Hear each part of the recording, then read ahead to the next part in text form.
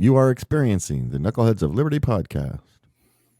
It is March 20th, 2024, and welcome to the Knuckleheads of Liberty, where we're bringing you the people and the organizations fighting for liberty around the country and in your region.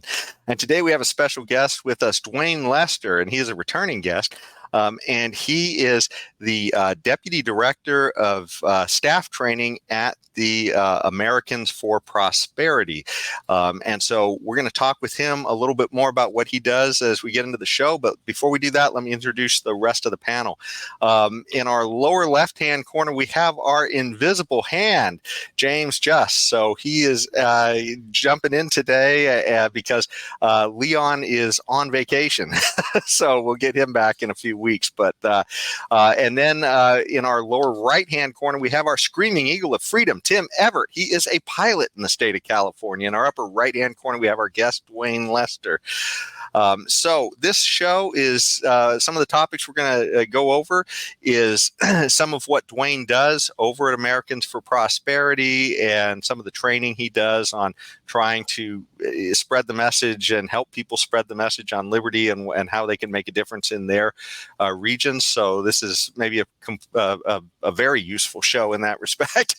And we're going to talk to him also about some of the techniques he does to sort of convince people, I guess, because that's a problem that a lot of us libertarians, we jump in with all this data and we never seem to get anywhere with people. So that's something we're going to talk a little bit about as well.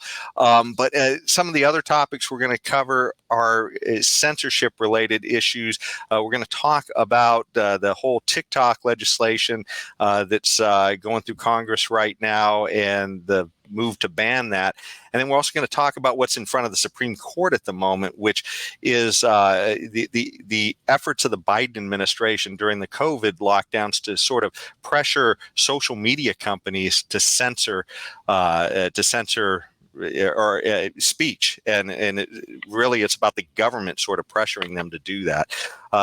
Anyways, we're going to jump through those topics, but let's first start out and find out a little more about our guests. So, James, maybe you could bring up the visuals. So this is Duane's page, and this is his Grassroots Leadership Academy.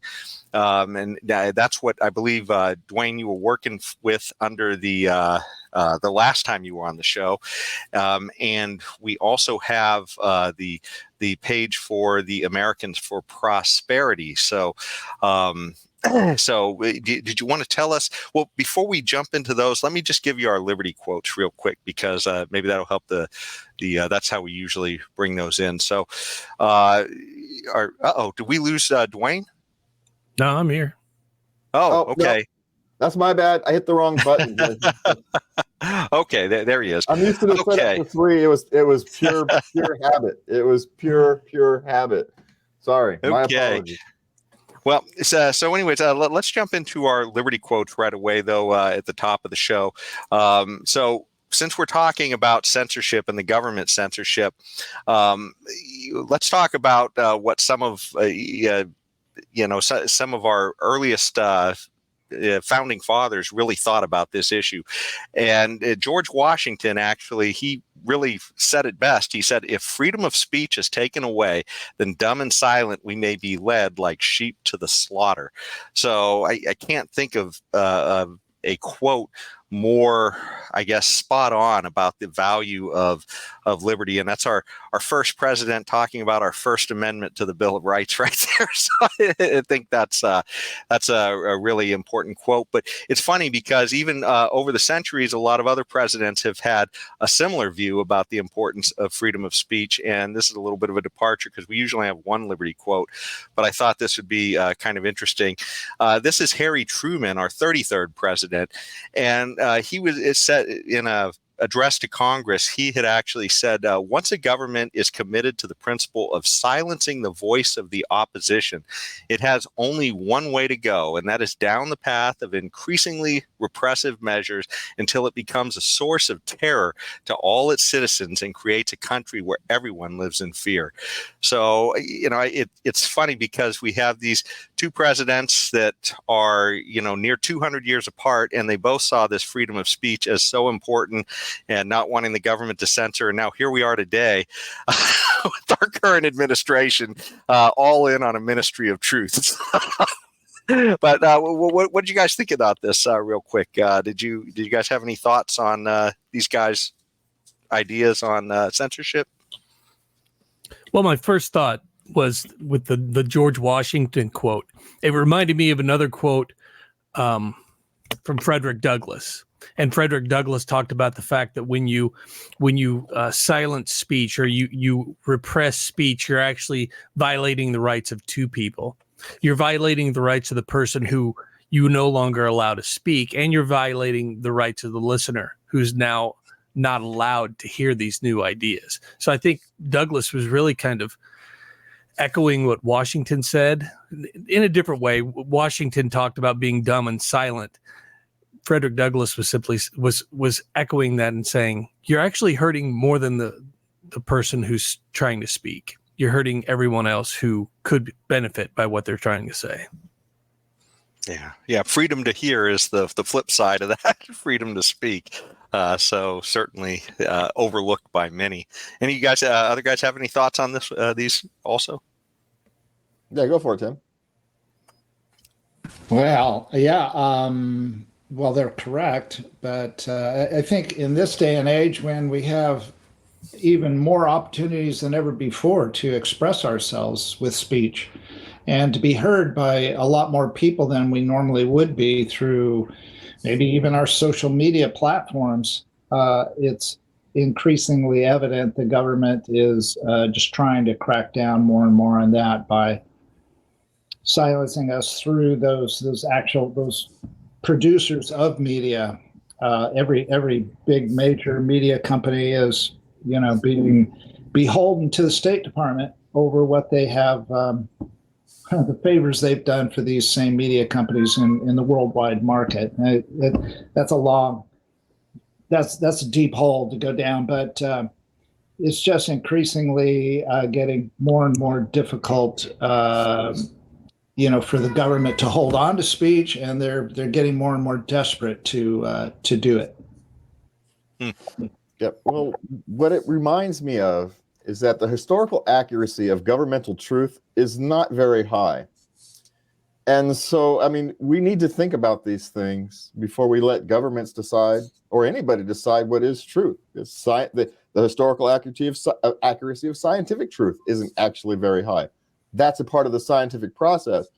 But that's the reason you have free speech in science, so you can learn and hopefully get better as the time goes on. And that's what we risk losing, is because you can't, you don't have to agree with an idea. Oh God, I forget who said it. The ability to take an idea, think it through without accepting it as truth is fundamental to the human thought. And if we can't do that, we're losing something as a society, as a culture, as human beings, frankly. Yeah. Real science thrives on constructive feedback. So, I mean, it's funny that the party that seems like they're all about identifying with the science is sort of the one that really wants to say they absolutely know which views should be shut off.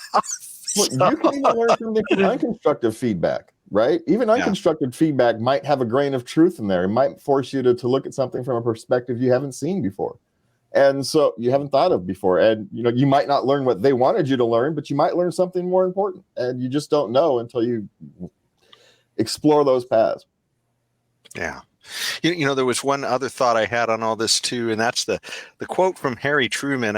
I'm not sure exactly, how big of a champion he was for liberty. I know he certainly pushed some big government ideas, but his particular warning to Congress at that point about silencing your opposition seems like that could really be taken to heart by what's going on today, because definitely seems like, as we've talked about in some of our recent shows, that the government is sort of being weaponized to silence certain people. And that just, I don't know, it definitely seems pretty crazy.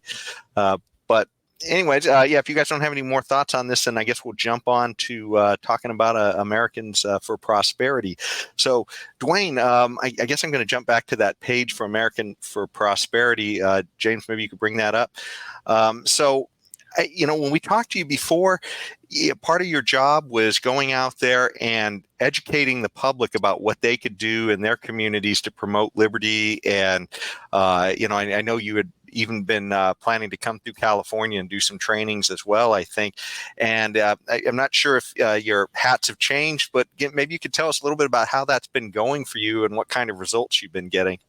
Yeah, that would be great. So since the last time we talked, I was at that point, I believe my title, one of my hats that I was wearing, I guess, was Manager of External Relations, which basically meant I did the conference circuit. So I think we met at Freedom Fest, didn't we? A few years ago? Yeah. So that's when I was there doing the conferences. And over the last couple of years of doing conferences, I really focused on doing one specific training. And it's funny how this training came about. I was at Yao Revolution. I think it was 2020 or 2021.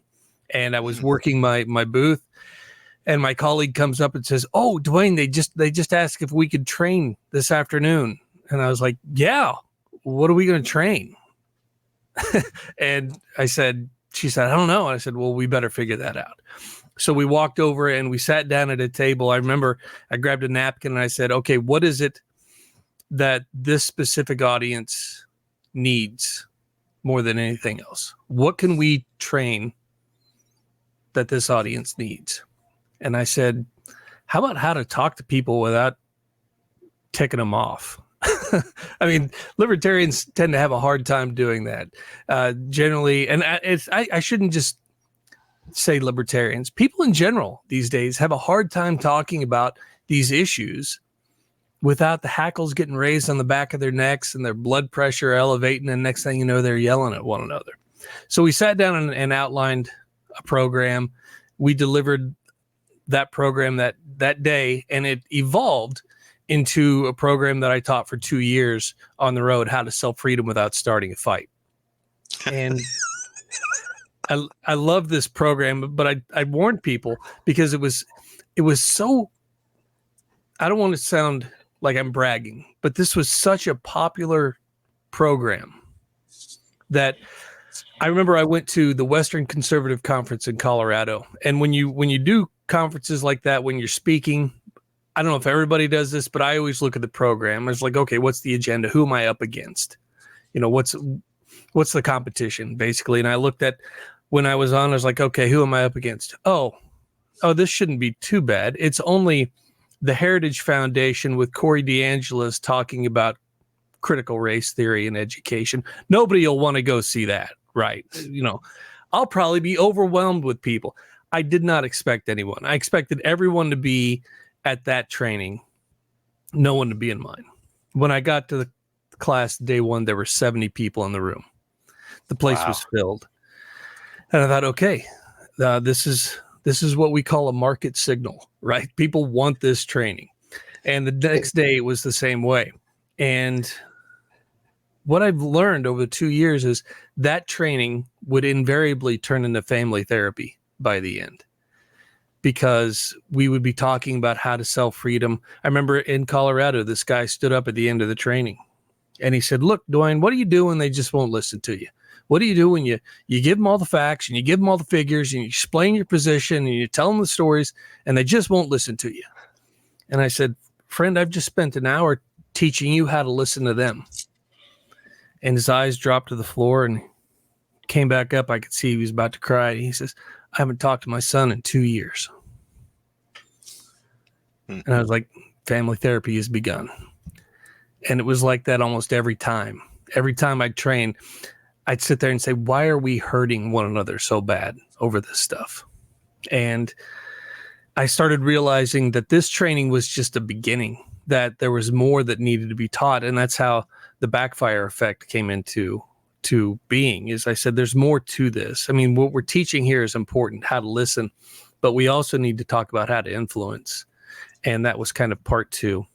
Oh, and let me just break in the backfire effect, just for the people listening in your audience. That is an ebook that you wrote, and James, maybe you could pull up the visual on that, because we were definitely going to talk about that as well in this conversation. So you can find this online at glatraining.org. And you can kind of see the whole URL. I won't bother to try and spell spell out that 80-letter URL. But yeah, that might start a fight, I guess, if I try and spell all that. Yeah, don't try to sell that book without starting a fight. There you go. But yeah, so anyways, go ahead. No, but since then, I've transitioned from doing the conference circuit to actually leading the orientation training for our new staff coming into Americans for Prosperity. And a lot of that training has transformed over the last 6-7 months and is now more focused on things like this. How are you going to talk to people out there right now? How are you going to approach people and talk about our issues? And one thing that I'm trying to help people realize is how important sales is to this. I mean, Andrew Breitbart said, if you can't sell freedom, you suck. Right? And that's what this is really about, is trying to sell these ideas, sell freedom, sell the classical liberal ideas out there, the libertarian ideals of free people, free markets, minimal government. People have a hard time talking about those things without fighting. And so that's really kind of a passion of mine, is teaching people how to talk about these things without it devolving into shouting matches. It is funny because usually you think about other politicians nowadays, and that almost seems like what they're trying to do is start a fight. Yeah. Come in there, just divide us up and let us rip. Yeah, I think you're absolutely right. And you'll see this when, especially on the Senate floor, I sit and wonder how much of a negative impact C-SPAN has had on our discourse, because now we have people who will stand in the Senate well, and rather than debate with their colleagues, they're looking right at the camera for C-SPAN. And I'm like, you're putting on a show. You're putting on a show for people out back home. And this is all about whatever your next step is, or it isn't about putting forward a set of principles and ideas and securing our rights. This is about you. And there are a lot of times where it is more about, how can I get people back home worked up and mad at this other person so that it benefits me come election time. And by the way, we will see a few clips of that in one of our later topics on TikTok, where we see some senators in the well giving their spiel on that legislation. So stay tuned. So yeah, you may see who I'm talking about. Well, did either of you guys want to jump in? Because I did have some questions too that I wanted to follow up with, but I want to make sure you guys are jumping in.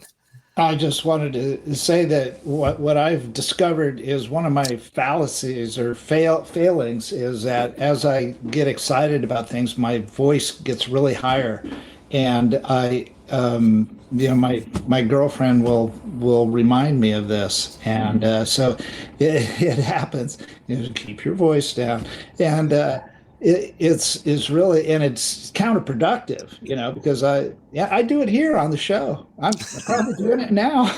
It's like I get excited and my voice goes up, and it's just like I've got to repress that. Would you recommend that as part of my program to help convince to liberty better, Duane? Would that keep my voice at an even tone?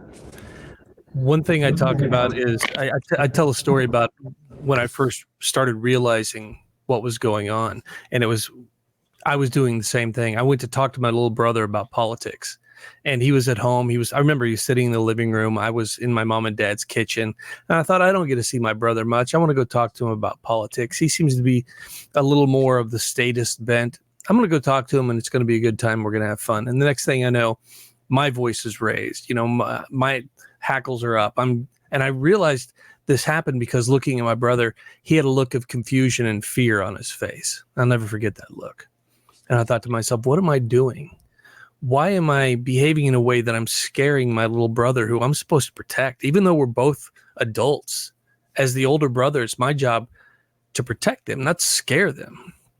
And it was years later I started thinking about this, and I thought the reason this happens is because most of us are listening to respond. We're not listening to understand. So we're only listening deeply enough to tell them why they're an idiot.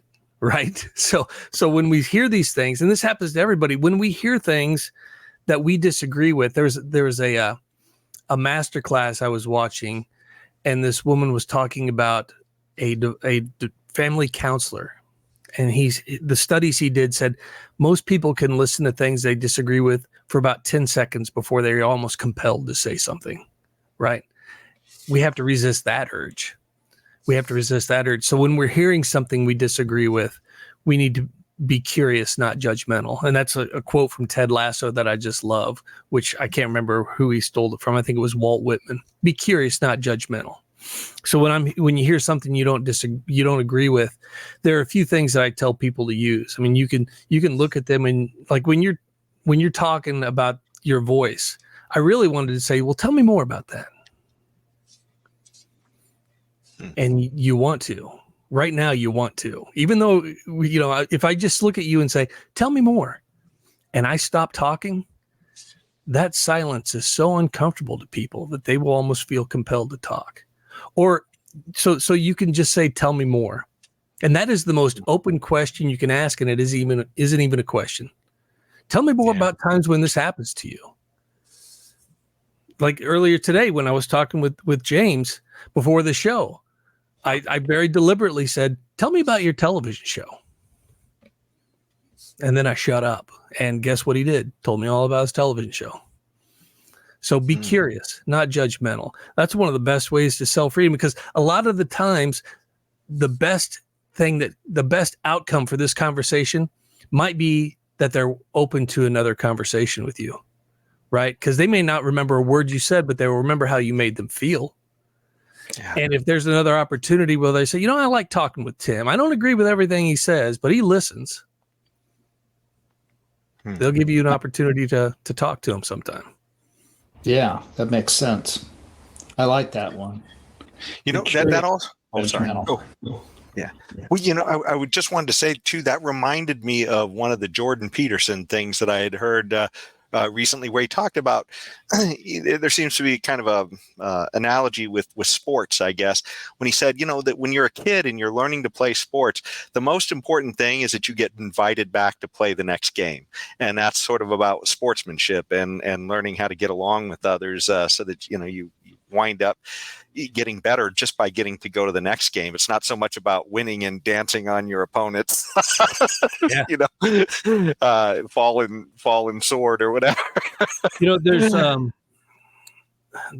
There's a lot to be said about that, of being invited back. Most sales, and I have 2 rows of shelves of book back there, all on sales. And you will not find a book back there that says, when you get a prospect in your office, you really got to hammer into them. Don't let them say a word. Don't listen to what they want. Just sell, sell, sell. None of those books say that. What they say is you're probably not going to make the sale on the first time. It might be 7 or 8 tries before you get the sale.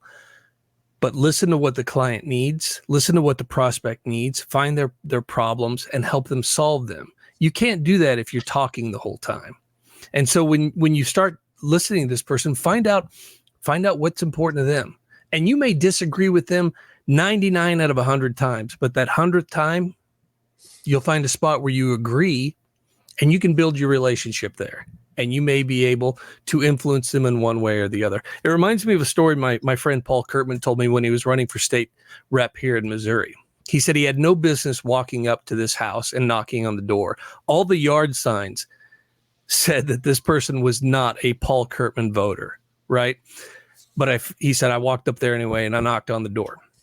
And I start talking to this guy and I explain who I am, that I'm running, Republican, running for this seat. And this guy just started off, man. And it was all about this and this. And then it was all statist. It was all pro-Obama. And I just stood there and listened. And I was just about to turn and thank him for his time and walk away. And he looked at me and said, and that's why we need to protect our guns. And I looked up and I said, as a Marine, I completely agree. And he said, I left with my yard sign in that guy's yard because he waited, he listened, and he found the one spot where they could agree and built the relationship on that. I think whatever you were selling, you would have sold Tim with that story. That was a good one. Yeah, that was definitely a good story.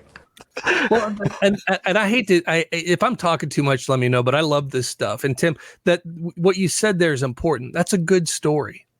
And see, I remember I was in Wasilla, Alaska, and I was talking to a group of people there about storytelling. And I said to him, why should we tell stories? I'll never forget this guy in the back. He was sitting in the back, kind of leaning back in his chair, his arms crossed. I said, why should we tell stories? And he sat forward, and I could see he had like a Alaska Libertarian Party t-shirt on. And he said, because people buy with emotion and they justify with logic. I said, say that again. He said, because people buy with emotion and they justify with logic. And so if you can tell a story, you can get people listening. If you can get them emotionally invested, you can get them listening. And then you can start adding the facts and the figures in later. But so often we come at, well, let me tell you about this study I just saw. And if you look at the statistic, nobody cares about that. So if you don't mind, I could tell you a story about how I used this in a training on free trade. Well, and there was something I saw in your book that relates exactly to what you're saying too. And I wanted to bring this point in too, but you said, get them to argue with themselves instead of arguing with you. And I think this sort of goes right into that. I love that. One of my favorite times of that is I was explaining to a class. I was like, get them to argue with themselves. And this guy's like, well, you can't get someone to argue with themselves. And I'm not kidding you. In the next 3 minutes, I was just looking at the guy and he goes, you did it to me, didn't you? I was like, yeah, I just did it to you. So it was a look on his face as he's like, you did it to me, didn't you? I was like, yeah, you can do this because the people don't argue with their own data. My good friend and mentor, Bob Pike, taught me that. I can sit here and give you all the facts and figures yourself, and you're going to refute them. The more facts and figures, you're not going to care about that. But if I can get you to discover those facts and figures, well, then they mean more to you. They're more credible. And because you discovered them, so to speak, they mean more to you. I remember I did this to a class at a group of college Republicans at George Mason. I'm walking into... And real quick, before you do that, let me just let our audience know, if you're watching on public access, this conversation is going to continue. Unfortunately, we're out of time on public access, but you can go find us on Spotify, YouTube, Facebook, and Rumble, and follow this conversation there, or many of the other conversations, including the earlier conversation we had with Duane about a year ago. So, I guess back to the show. No, I remember I was walking in to the Antonin. I was walking onto George Mason University, and I've never felt the weight of imposter syndrome as heavy as I did walking into this building, because I'm walking in and up on the wall in huge letters, Antonin Scalia Law School. And I'm looking at this and I think, I'm here to talk to a bunch of college Republicans at George Mason about criminal justice reform. And I have a degree in commercial horticulture. I am out of my depth, man. What am I doing here? And I thought to myself, when a Republican generally when a Republican hears criminal justice reform, they hear soft on crime, right? That's just the mental model they hear. So I thought, how am I going to get them to even be open to the idea of criminal justice reform? And I remember something Milton Friedman said, that it is better to look at the results of policy rather than the promises of policy. A policy can promise utopia, but what does it deliver? That's what you need to look at. And so with that in mind, I went into the room and I said, before we get started, put your hand up in the air if you think that violent felons, and I'm talking about violent felons, people who have committed violent acts, when they've served their time and they return to society, put your hand in the air if you think their Second Amendment rights should be suspended. Put your hand in the air if you think violent felons should no longer have the right to bear arms. Man, those hands went up, right? No, they shouldn't. I said, very good, very good. Keep your hands in the air if you think gun control works. And they didn't know what to do. I mean, I saw the look. They're like, some were putting their hand, like, if I put it down, what? And I was like, you're experiencing, this cognitive dissonance. It's okay, but let's look at what this actually produces. So, can you imagine a situation where a violent felon looks at his friends and says, "Sorry, I can't go rob that bank with you because I can't carry a gun"? Isn't it more likely that they're going to get a gun if they want that? And they go, yeah, it is more likely. I said, so what have we really created with this policy? If we're saying that violent felons shouldn't have guns after this, and we're also saying that if they want a gun, they're going to get one, then who have we disarmed? We've only disarmed people who are going to obey the law. In other words, we've disarmed people who pose no threat to society or us in any way. And I could see that this realization. Again, they're arguing with themselves. And I said, now, if this policy has created this negative consequence, is it possible there are other policies that are also creating negative consequences? Yeah. It is possible. It's like, well, let's talk about them. Well, it just occurred to me, too, that this is one of those know your audience things, because if you were telling that story to Republicans, I think you would get that cognitive dissonance going on. But if you were telling that story to Democrats, they'd say, well, yeah, gun control works, and yeah, they shouldn't have guns. Yeah. Again, that's very important to know your audience. There's no more important rule for a speaker than that. Yeah.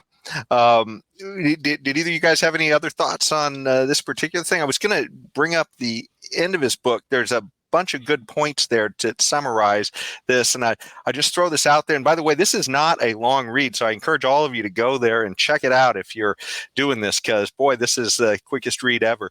But the main points he has here to remind you is people don't argue with their own data, accept their premise, make them argue with themselves.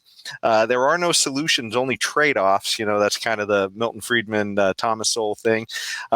Questions are the answer, and people discover for themselves what people discover for themselves they value and believe more. So those are the key takeaways, Duane. Yes. Did you have any other things you wanted to hit us with on that, or?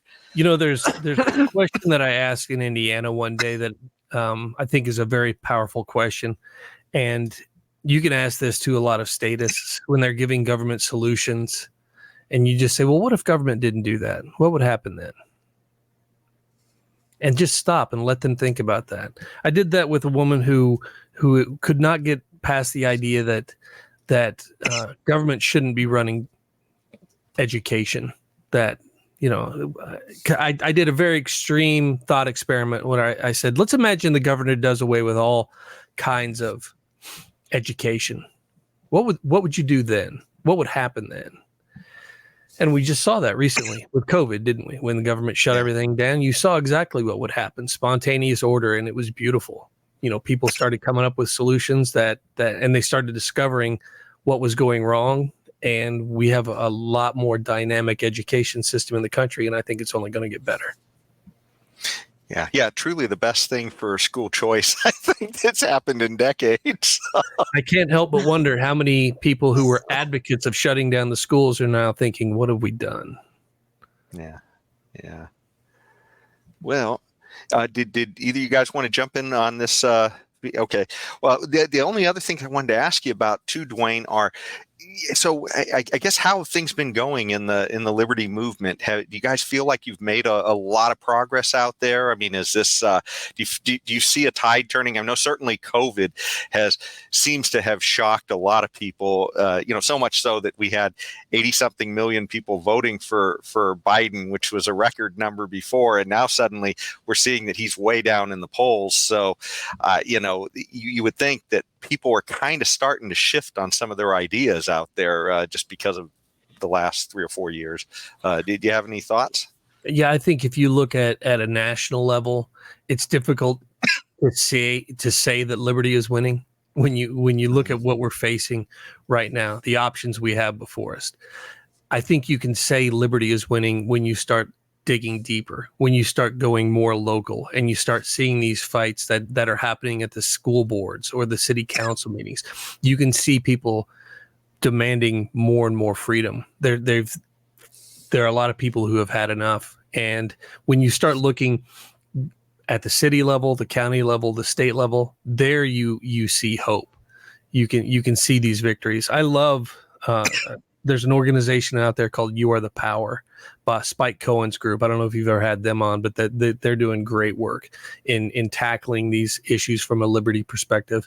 And Americans for Prosperity is doing a lot of the same thing in states, just tackling those. There was an issue in Iowa where there was a guy who wanted to start a mobile barbershop. That's all he wanted to do. He had a bus. He wanted to drive around and cut hair. And in that state, in Iowa, it was illegal to do that. What?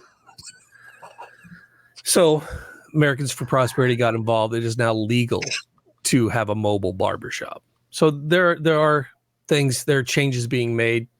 You just can't look for them on the national level. You got to start digging in. Just curious too, because you said that you guys made a difference on this one item.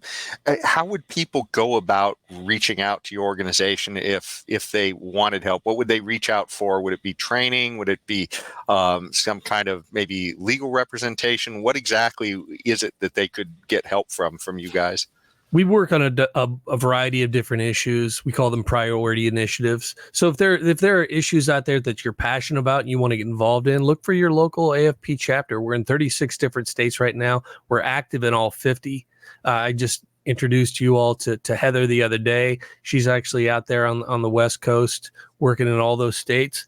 And, it's stuff like criminal justice reform, education reform. We talk about post-secondary education, like you get into the university system, lifelong learning.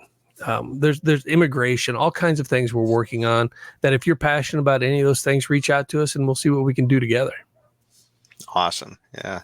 Certainly good to know that there's resources out there, because I think a lot of people have to feel like, and that's one of the things we're trying to do on our show is let people know about maybe people who are running for office locally or other things like that, where they can hear somebody else's story, because some people may be sitting out there and they're really upset about the way things are going, but they have no idea what step one is about how to make a difference.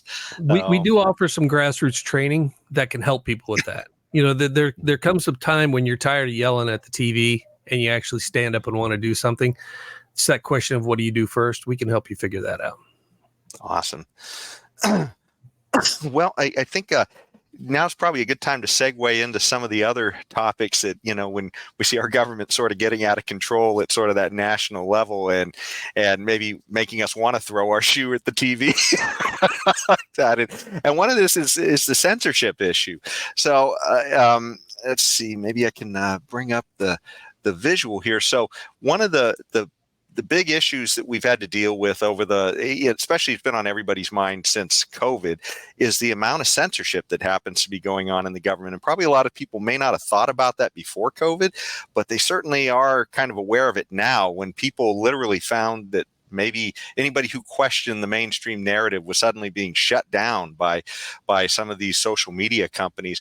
Well, one of the things that's happening that's kind of a little bit of a twist on all this now is that the Congress is trying to literally cancel, I guess you might say, TikTok, because TikTok is owned, well, at least it has connections to the Chinese Communist Party, because some of the ownership resides in China, and every company that's operates in China literally has members of the CCP sitting on the board. That's just part of how companies operate in China.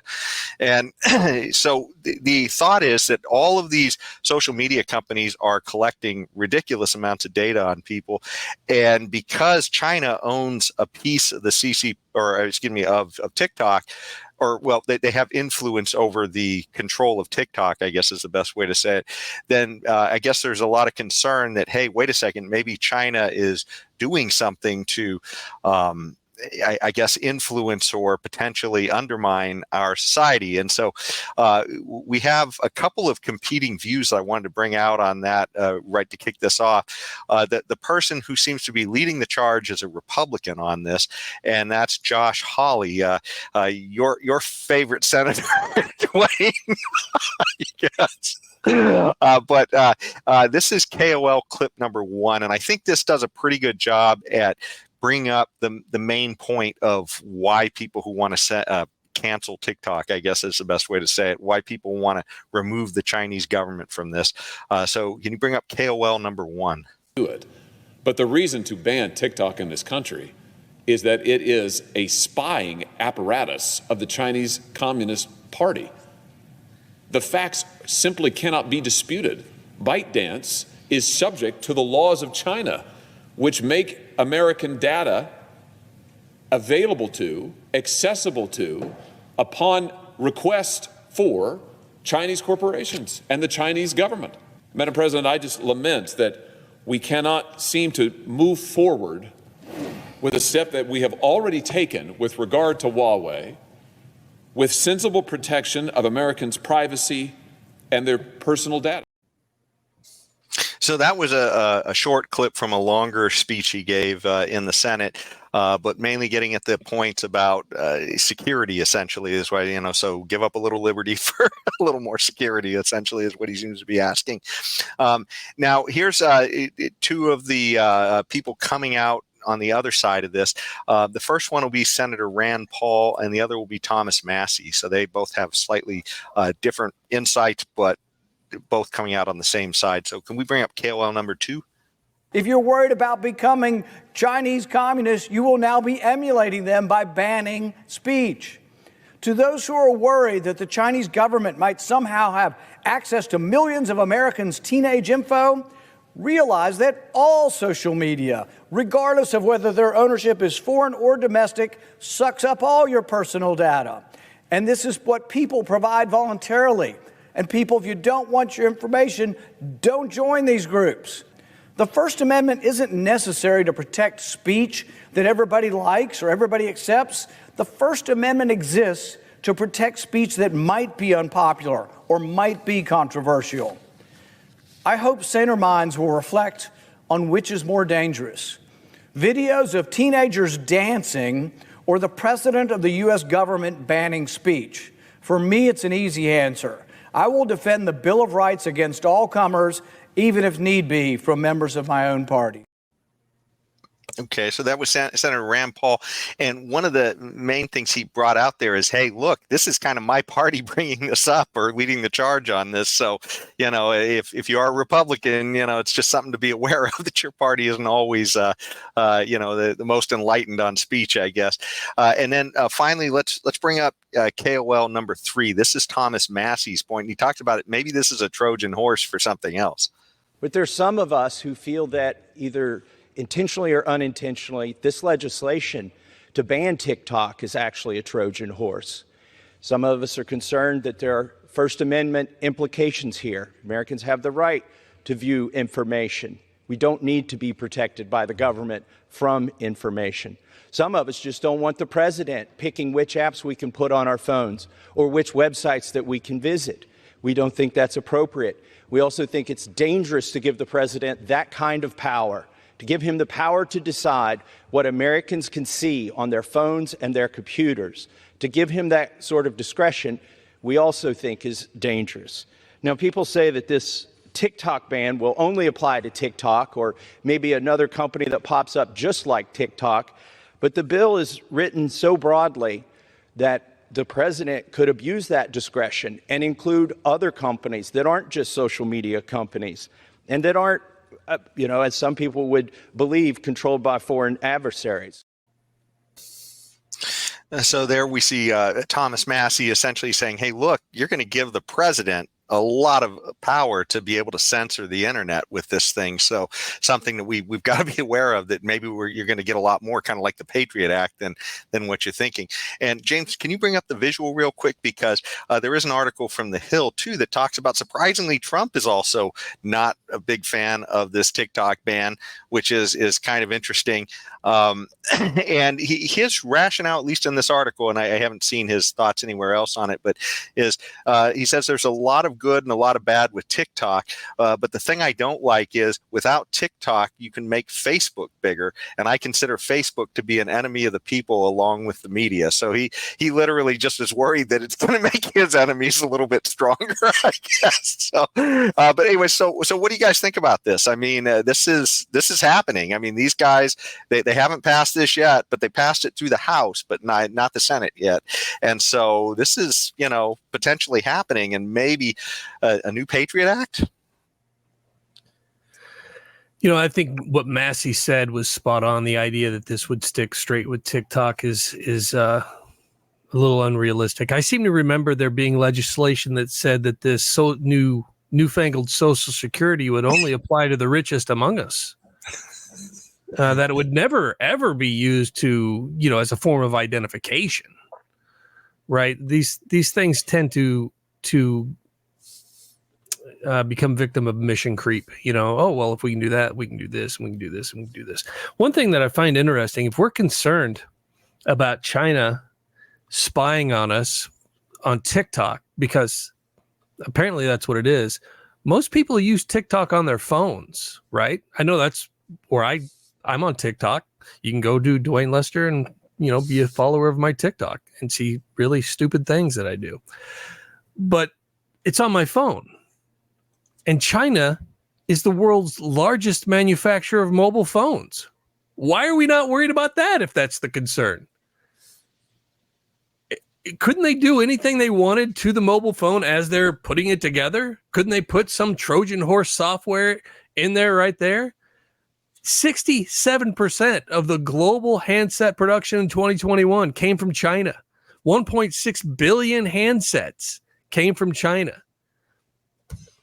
This seems like that would be a bigger threat if we were worried about spying. And ultimately, it reminds me of a sign that Ron Paul had on his desk. Don't steal. The government hates the competition. Don't spy, I guess, China. The government hates the competition. Yeah, that's kind of my thing, right? Is that we're all sitting here worried about China and the CCP spying on us. Okay, fair enough. But the China and the CCP can't put me in a cage. There's nothing they can do to me. I mean, maybe release something embarrassing. Trust me, I am too boring to be embarrassing. And even in the world, there's so much embarrassing stuff going on. It just gets lost in the weeds. So what am I really afraid of China listening to my stuff? What, stealing my credit card data? The government already has my government who can actually do things to me, who can actually put me in a cage, who can actually take money out of my bank accounts, who can actually turn off my electricity. Those are the people I worry about. I'm not worried about China. I've got bigger worries closer to home. Good point. And I was unaware that Boeing or Raytheon or whoever makes missile technology was placing their top secret files onto their TikTok page so that China could read them. Didn't realize that was this horrible threat that this guy Hawley, whoever he is, must have been referring to, because I cannot understand how some teenager doing a silly TikTok video would in any way harm the military of the United States. I just don't get that. So apparently, this is what's happening, if I believe him. Or else I would like to see proof that top secret stuff is getting out, and not silly little TikTok videos and incriminating evidence that if these current teenagers ever wish to run for office in the future, somebody from China may divulge that, or else somebody could have just remembered from back in the day. Who knows? But you know what I mean? What James was bringing up about, being embarrassed or whatever. So none of this. I'm not concerned about any of the concern that Senator Hawley or Congressman Hawley has. Yeah, if you're dealing with sensitive information, secrets, maybe you shouldn't be having, a bunch of apps on your phone that has access to that data. That's the simple answer. I would be smart enough not to do that. So, just saying. Well, it seems too like prominent libertarian McAfee warned us about this. All these free apps and everything would potentially be the end of us. But the crazy thing about all this is the point Rand Paul brought up is that, look, even if TikTok is collecting all this information, so is Facebook and all the others. And we know from recent cases in front of the courts that our government just turns around and buys this information from those social media companies. So what's to stop China from buying the information from a different social media company? I don't know. It just to me, it seems like kind of a high bar. They need to prove that there's some kind of an existential threat here or anything. Authoritarians are going to authoritate. That's what we're going to do. That's what Could also be.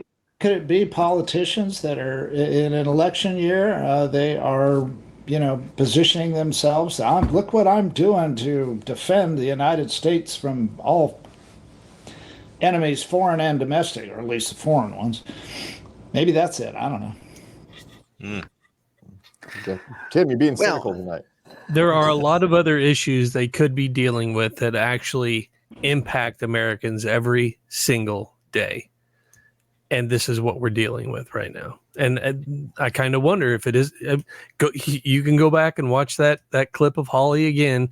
You may notice exactly where he's looking the entire time he's talking. And he talks about Madam President, and I'm like, is she running the camera? Because that's the only place you're looking, is right at that camera. This is, there are a lot of other issues they could be dealing with. I seem to remember there being something in the news about an immigration crisis. Maybe talk about that. Yeah, or the $34 trillion in debt they could deal with. I think if you really wanted to deal with something. Well, they are dealing with it, James. They're making it bigger. I mean, actually dealing with it, Jason. I can dig a hole. There was a great question that was asked at the White House press briefing the other day, and the question was, if the president's so concerned about TikTok, why does he have an account there, and why is he consistently using it? I guess he thinks it's good at controlling people. Yeah, but like you said, they just don't want the competition. So if he's controlling it, maybe. But that does bring up a segue to our next topic, and that was going to be our knucklehead noise patrol. But this is a little bigger one than usual because this is almost directly tied into this issue. But it is the idea of the government using its force, its own coercion, to try to get private social media companies to do its bidding and censoring people. And we saw this quite a bit during the lockdowns. In fact, James, maybe you could bring up the visual here. There's an article here on the New York Post, and we've talked about him a lot on the show, but it's Jay Bhattacharya.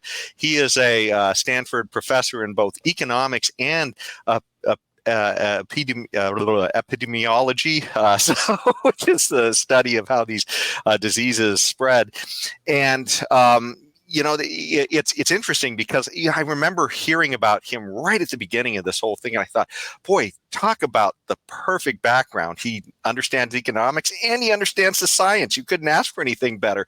Well, apparently, the government thought he was a threat, and this is Jay Bhattacharya, the guy we're talking about here, and he actually got a group of scientists, other prominent scientists, to bring up this Great Barrington Declaration where they said, hey, look, we don't have to lock everybody down. All we need to do is try to help out the people who are the most vulnerable and let everybody else go about their business, is what their whole plan was, which, kind of seemed like the libertarian sort of plan about this, maybe, or something close to it.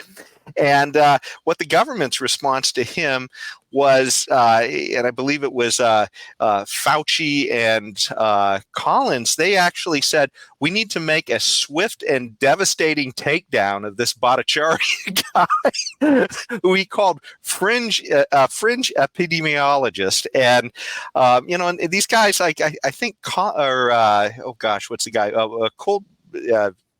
I can't remember his last name, Kuldorf. I believe he's even like a Nobel Prize winner on this stuff. So these were supposed to be fringe epidemiologists. So, but anyways, that's the whole point of what we're worried about here, is that the government is going to use its force when, essentially these guys are doing what good scientists should do. They're literally just being skeptical. They're questioning what's happening. They're trying to provide other possible ways that we might handle this. And the government literally wanted to silence them. And then we heard about this when Elon Musk bought TikTok. We saw some of what came out of there. And they literally had these directives to shut people like him down, to not allow his messaging to spread or go viral.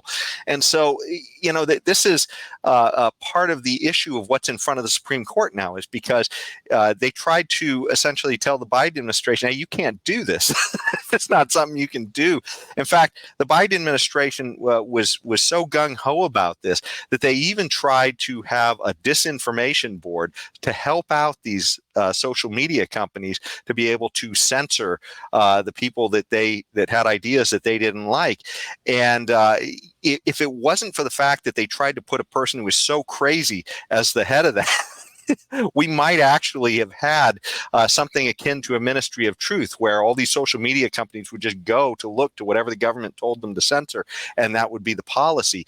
In fact, that was a woman named Nina Jankowicz, and I don't know if you remember her, but we probably would have had this board of disinformation and Homeland Security if it wasn't for the fact that she made these crazy videos where she put her ideas on censoring to Broadway musical. Essentially. And so we do have a clip. It is KNP number 3, James. Maybe you could bring that one up.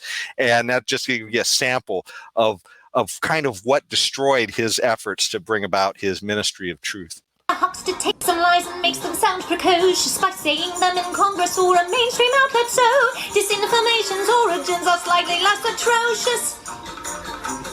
It's how you hide a little lie. It's how you hide a little lie. It's how you hide a little lie. When Rudy Giuliani shared that intel from Ukraine, or when TikTok influencers say COVID can cause pain, they're laundering disinfo and we really should take note and not support their lies with our wallet, voice or vote. Oh, information laundering is really quite ferocious. It's when a huckster takes some lies and makes them sound precocious by saying them in Congress or a mainstream outlet, so disinformation's origin seems slightly less atrocious.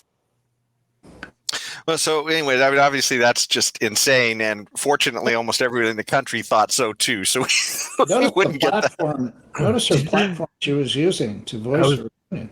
Going to bring that up too. Did you notice what app that was? Oh, I didn't even catch that. Clearly misinformation. Oh yeah, and obviously the Chinese really, have the goods on her now, and are, to our detriment, I'm sure. So I just wonder if you have a written apology made already for making us sit through that.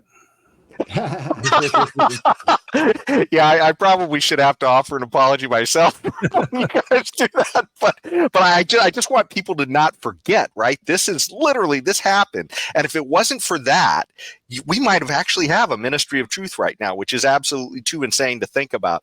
But this is what's in front of the Supreme Court right now. These things are going on. And so James, maybe you could bring up the case, and it's called Murphy versus Missouri. And it was originally called Murphy versus Biden, I think, because it's the Biden administration we're talking about here. And so some of the states were essentially pushing back on this, saying, hey, look, you're doing crazy stuff, censoring people. That's not what the First Amendment says. So now what I wanted to really highlight from this whole case is what happened at the Supreme Court. We literally had a justice saying, hey, let's see, here's the Justice Jackson, the newest Jackson, was concerned that the First Amendment might hamstring the government. It just seems too wild to believe, but that a Supreme Court justice, though the whole purpose of the Bill of Rights is so that it will hamstring the government. But anyway, I want to show you 2 clips real quick of this. One, what she said in the court in response to the Attorney General of I can't remember which state it was that was the lead in this, but and this will be KNP number 1. James, can you bring that up? My biggest concern is that your view has the First Amendment hamstringing the government in significant ways in the most important time periods. I mean, what would you have the government do? I've heard you say a couple times that the government can post its own speech, but in my hypothetical, kids, this is not safe, don't do it, is not going to get it done.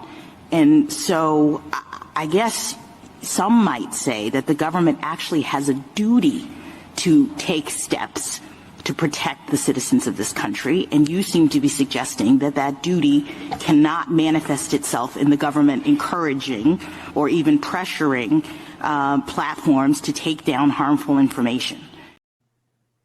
So that was Ketanji Brown, in her own words, saying this. And that's what, by the way, taken from Glenn Greenwald's show, who I absolutely recommend. Check his stuff out. It's definitely worth seeing.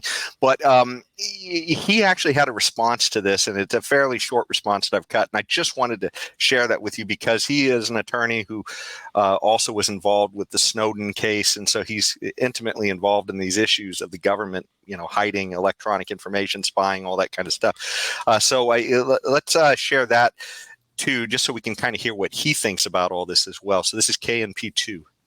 I can't let this go in terms of how extremist this is. She created a hypothetical, and several of them did as well. Let's imagine that something really bad is going on online. There's some claim being made that's dangerous or false. And the justices are saying, doesn't the government have to be able to call big tech and say, take this down? And the response of the Louisiana Solicitor General, which in this case was quite good, was no, the government has a lot of options. Joe Biden can go on national television at any moment that he wants. The U.S. government has all kinds of powerful megaphones to counter speech that it claims is false. That's the constitutional framework. The way the government is supposed to respond to speech it regards as false and dangerous is not by calling people up and ordering it to be taken down. That's what the First Amendment is there to prohibit. So there you go. That's Glenn Greenwald, maybe one of our finest journalists of our times, and that's his thoughts on it. So what do you guys think of this? I mean, does that seem absolutely nuts that we have a Supreme Court justice that's concerned that the government's being hamstrung here? Yeah, I think Glenn Greenwald stole our thunder on that one. He really just said it right. That's the whole purpose of the First Amendment, is to hamstring the government. That's the point. That's the point of the whole Constitution, is to hamstring the government into its little box. And we have a whole political apparatus that is doing everything it can at every level to get out of that box. And this is just another attempt where we now have a group of people who think that the box no longer even exists. So on the Supreme Court, which is very disturbing. Very, very. Yeah, that is disturbing. Yeah, and that they have allies out there, so many allies out there in the greater public at large that believe the same thing. That it's pretty shocking, scary. So. Yeah, Duane, you have any thoughts on this madness? I'm just wondering what other amendments. I'm trying to put that in my. This Fourth Amendment is really going to keep us from quartering. It's hamstringing us on where we put our soldiers. Third Amendment. I'm sorry. It's bizarre. But when it comes to censorship, I really like to go back to Mill's Trident, and this is something that I probably should have learned a long time ago, but I didn't learn it for the past. I learned it maybe a year ago, but this was John Stuart Mill's talking about when it comes to free speech. There's really only three options here when it comes to speech. One is you're wrong, you're 100% wrong, and even if you're 100% wrong, you should still be allowed to speak so that someone can correct you. You may be partially wrong, which is more likely often than not. You're partially right, partially wrong. You should still be allowed to speak so that you can learn more and you can grow and you can be corrected. Or you may be 100% correct. You should still be allowed to speak because you need to be able to defend your premise, because if you can't defend it, you probably don't understand it that well to begin with. But in any situation, you should be allowed to speak. I don't know how that's controversial. Yeah. And the biggest value that we have is hearing dissident voices, because hearing our own ideas echoed back at us, I mean, it may seem flattering occasionally, but it doesn't actually help us grow at all. Right. It just absolutely amazes me how illiberal we seem to be becoming in our government. Well, It's not just our government, Jason. It's kind of our society these days. Whether it's the far left or the far right, it doesn't really matter. They both want to control your life. And so, pick your choices. Yeah. Horseshoe theory, right? You're just back at square one. Yeah. Well, there is one other aspect to this story I wanted to, two little quick aspects. One is, Glenn Greenwald and some of the others have brought up the point that, the government is maybe, it's saying that, well, look, we're not trying to say we're forcing you, because we're not telling you have to do it. We're just strongly suggesting that you do it. But one of the things that is a lever that they have in this is this 230 protection that they have. And maybe you could bring this up real quick, James. And this is an actual article too that he cited in his show as well, but it's from Politico, and White House renews call to remove Section 230 liability shield. So when they make a suggestion to these companies, if they don't follow along, we've heard many calls to say, hey, we are going to remove the protections that essentially will force you to be considered a publisher, and then will make you liable for everything that is on your web pages. So when they say we're just suggesting that you do this, and then you see articles like this coming from the Biden administration, you got to understand these companies. It's sort of like it'd be ashamed. It's nice business. Be ashamed if something happened to it. It's sort of what's happening here.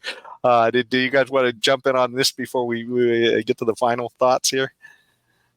Oh, it reminded me of something that I saw just the other day about if someone did something that, I think it was in LA, if somebody did something that the city didn't like, it was not out of line to have the police show up to their house and talk to them.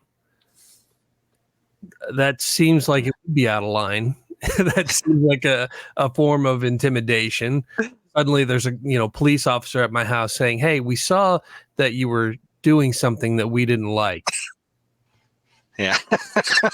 Yeah. Well, and you have politicians, governors of like California, who go out there and say, well, we'll investigate you if you don't do what we want. They didn't say what to investigate them for. They'll just do an investigation. And with 60,000 pages of federal law, which is like 180,000 pages of regulations, something absurd like that. They'll find something if they want to. Sure. So you sit there, you shut up, and you do what you're told.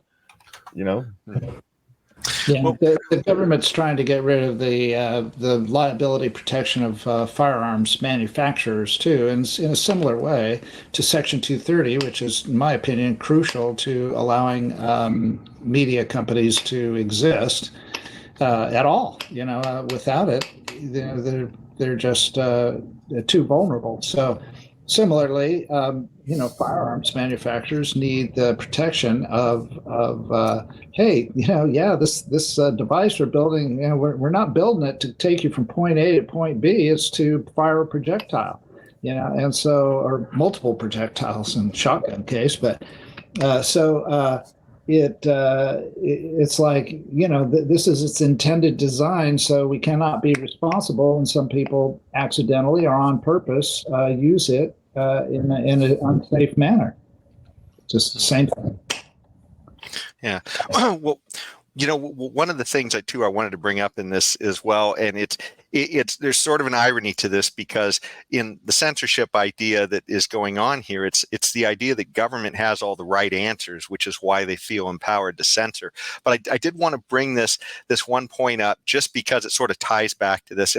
And when Biden wound up going to hire going to appoint Justice Brown, he specifically called out that he wanted to nominate a black woman, which is, one, it sort of rolls against a lot of government hiring practices to specifically say that you have to be a certain sex and gender, or sex and skin color in order to get a job. But aside from that, it's what happened after. James, can you bring up the visual real quick, just so people can see that this is a story from Reuters? And I did have an audio clip, but there's no reason to hear it. It's pretty much what he says right here, that it has to be a black woman is going to be elected. And he said that both when he was on the campaign trail and when he went to make his appointment. He said that before he selected Ketanji Brown. However, when Ketanji Brown was nominated and she was in front of the Congress to be approved, they get to ask a lot of questions. And so this question came up, and this is KNP number 5. And it's just kind of ironic when you start thinking about, these issues of language and what it means and everything else. So can you bring up KNP 5? Can you provide a definition for the word woman? Can I provide a definition? Mm-hmm. No, Yeah. I can't. You can't? Not in Okay. this context. So you I'm not a believe the biologist. meaning of the word woman is so unclear and controversial that you can't give me a definition? Senator, in my work as a judge, what I do is I address disputes. If there's a dispute about a definition, people make arguments, and I look at the All right. law and I decide. Well, so I'm not. The fact that you can't give me a straight answer about something as fundamental as what a woman is underscores the dangers of the kind of progressive education that we are hearing about. So my point in bringing that up was simply the idea that here we have this idea that the government knows best. It needs to censor. Biden literally said she was being appointed because she was a black woman. And then the fact that she couldn't answer what a woman was, it just sort of begs the question. I mean, if government can't even answer basic questions like that, why would we trust them to censor, if these things are debatable, right? I mean, if there's a discussion to be had and we're going to sit here and say, clearly she couldn't even answer that question to Congress, which a lot of us might think is a simple question. So, do you guys have any thoughts on that? No. I don't think much of it, like James. That's pretty much. No, there's just it's one of those. Well, those hearings are more for people back home, like being televised. They're not really there to find out anything. They know it's going to be said, and if they don't know what they're going to be said, right, you don't ask the question. And so I have trouble getting worked up over those kind of performative things. It's just, but I actually kind of get her point. The point she was trying to make, it was a stupid question to ask, but her point was she's trying to answer questions. She has to be open-minded enough to answer questions, right? So she has to be open-minded enough to hear a wide variety of perspectives.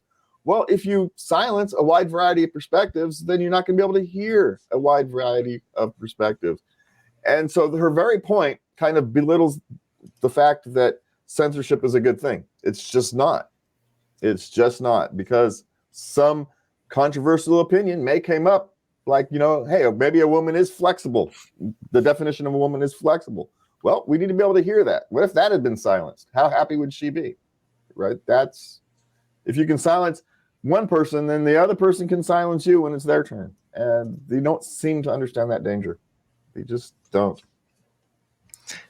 Yeah. Well, it kind of brings up the question too that government really did not invent the language either, right? I mean, these are things that literally there should always be discussion. It just seems like, and it's just one thing where it just seems like, and I'm not saying that this necessarily bears on any of the particular cases she might be deciding on, but just the idea that something like that is so debatable for her that maybe there's a lot of other issues that deserve that we hear both sides of as well.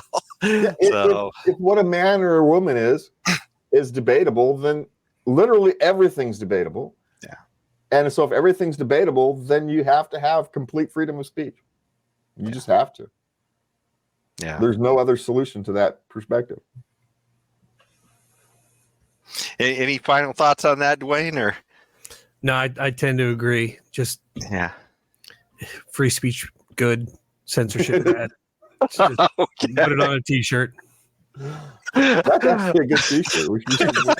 Some of us are gonna have to make one of those. If I steal it, Duane, you gonna sue me? No, but you should Yeah, definitely that's the like name. put some like tape over the second part, censorship, and then line out the second part. Well, if it sells good, we'll send you a check. That's I appreciate it. Well, Duane, did you want to give the audience any final thoughts on, the Americans for Prosperity and any of the work you're doing there? We're always looking to help where we can. And if there's an issue going on, please don't hesitate to reach out to us and let us know. It's, right there, americansforprosperity.org. We're in, like I said, we have roots in 35 different states and we're active in all 50. So let us know Awesome. what we can do.